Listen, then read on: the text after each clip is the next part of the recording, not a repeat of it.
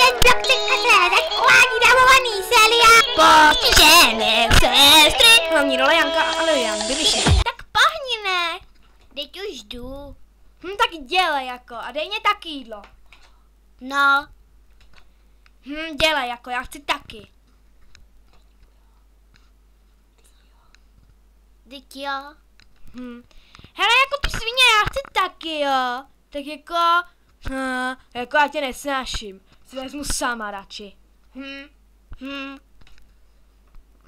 To je docela dobrý, ale takový, No jo, ty si vymýšlíš. Jaký vymýšlení, ty debile? Co? No, tak, Jdu hrát na klavír. No a co? Co pak si zahrajeme?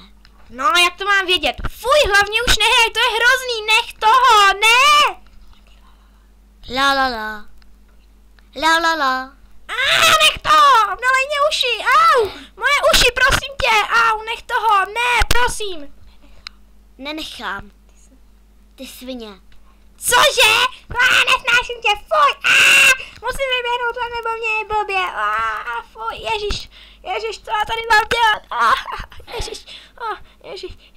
ježiš, nějaký debil, segrář. Co je? Nějaký debil tady uchýlat, ježišmarja.